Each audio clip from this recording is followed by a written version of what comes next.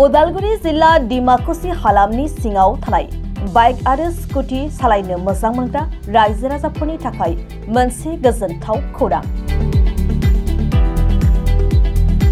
डिमाकुसि हालामाव गावखौ सासे राफोद फालांगिरि महरै सिनायथि होबोनाय धर्मेश्वर बर' आरो बेनि अनसुलि बिसि मनालिसा बर'नि जथायै नाजानायाव डिमाकुसि सहरनि बिखायाव थानाय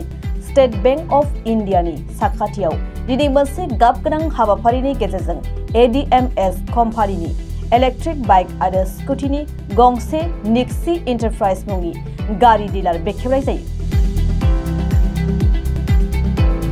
गोदानै बेखेवनाय डिलारखौ हाबाफारियाव बाहागो लानानै गावनि आखाइजों बेखेवना होयो समाज सिबियारि जौस्रां बर'आ। लोगोसे मख'नो गोनांदि बे डिलाराव नोंथांमोना गावबा गावनि मोजां मोननाय इलेक्ट्रिक बाइक एबा स्कुटी बायनो सानदोंब्ला स्क्रिनाव होनाय मबाइल नम्बर 8638576239 एबा 8011505010 आव आबुङै सुलाद लाहरनो हागोन। थारैनो जोंनि डिमाकुसि ओनसोलनि थाखाय मोनसे मोजां खौरां। बे डिमाकुसि टाउननि सेरावनो बा टाउनावनो जोंहा माने जोंनि ओनसोलनिनो सासे फालांगिरि बर' सुबुङा गोदान मोनसे बाइक डिलारखौ माने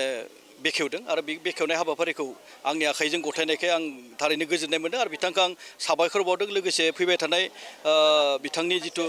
फालांगि जाहाथे मोजां सोलियो बेखौ आं गाहाम हामग्लायनाय एबा इसोरनि सायाव माने बोर साबस्रिहरदों, आर'ज गाबदों। जायखिजाया जोङो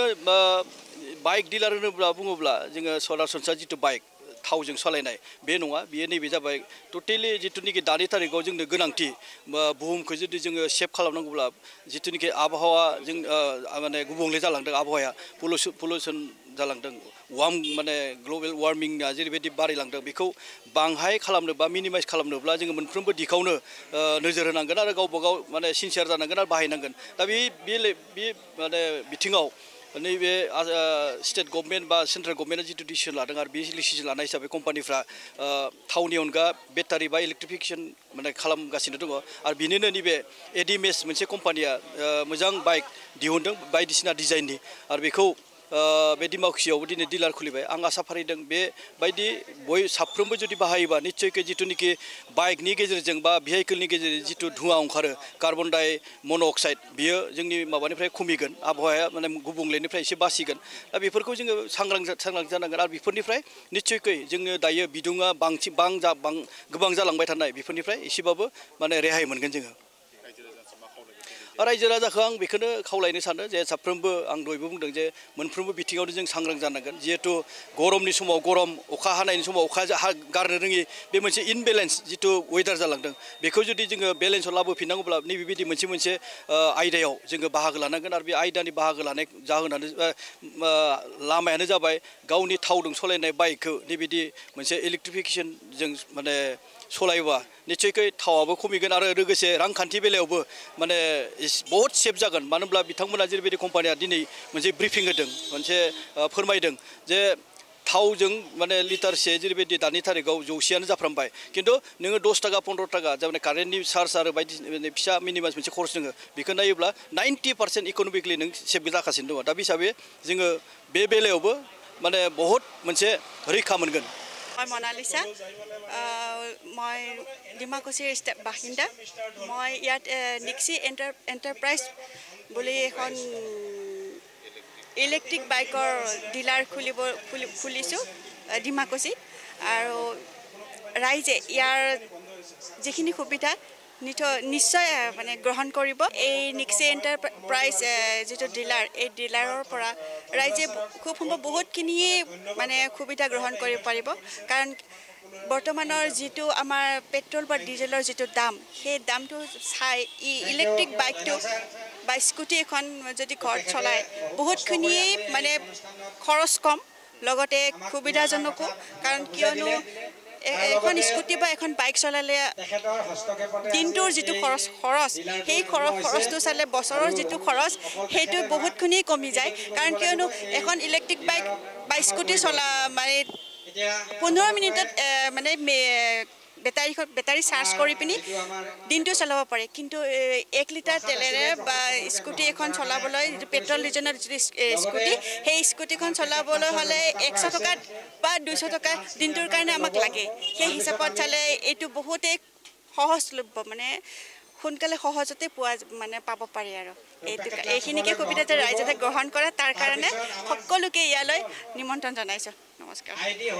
आं धर्मेश्वर बर' डिमाकुसिनि थागिबि बेनिफ्राय आं दा नै दिनै ADMS कम्पानिनिफ्राय मोनसे बाइक श'रुम खुलिदों बे श'रुमाव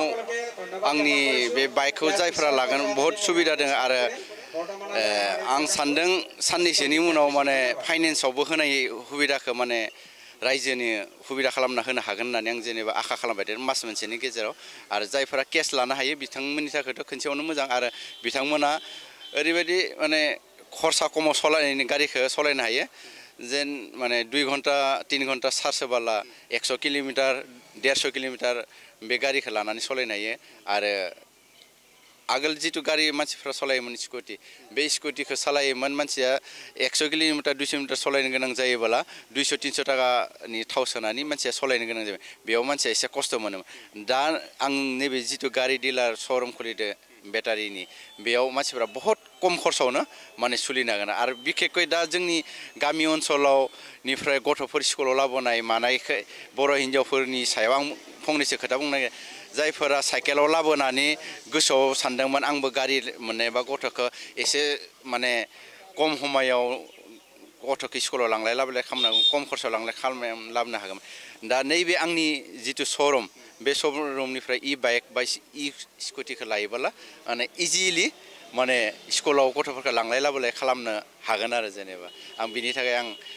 बेखिनिखौ बुंनानै आं जोंनि किसुमान गामि ओनसोलनि बा टाउन ओनसोलनि बर' आइजोफोरखौ आं जेनेबा खावलायो आरो जेनेबा नैबे बाइकखौ लानानै गावगायनि गथ' गथायखौ स्कुलाव लांलाय लाबोलाय खालामनो बहुत सुबिदा जागोन होननानै आं आसा खालामो आरो रांखौबो आरो बहुत सेभ खालामनो हागोन बे खेत्रआव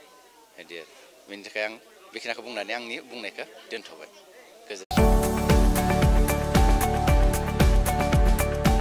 गुन गोनां गोजौ सोलोंथाइ लानो गोसो जानाय फरायसाफोरनि थाखाय मोनसे फोसावथाय फरायसाफोरनो गुन गोनां गोजौ सोलोंथाइ होनायनि मोजां खाबु लानानै फैदों रुनिकाटानि UN एकाडेमिया रुनिकाटानि UN एकाडेमियाव 2025-26 सोलोंथाइ बोसोरनि थाखाय गोदानै मुं थिसननाया सोलिगासिनो चिरां जिल्लानि रुनिकाटायाव थानाय UN एकाडेमिया देग्लायनिफ्राय HS फार्स्ट इयारनि सोलोंथाइ होनायखौ जागायबाय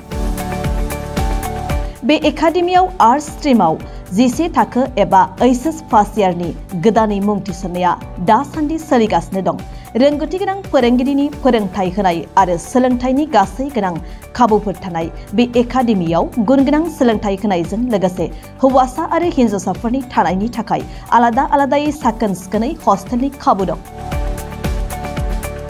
गोसो गोनां फरायसाफोरा रुनिकाटानि UN एकाडेमियाव 11 थाखोनि थाखाय मुं थिसनोब्ला दानिफ्रायनो मुं थिसनलाय बिलाइखौ लानानै मुं थिसननो हासिगोन आरो बे एकाडेमियाव मुं थिसननायनि बागै आबुं बाथ्राखौ मिन्थिनोब्ला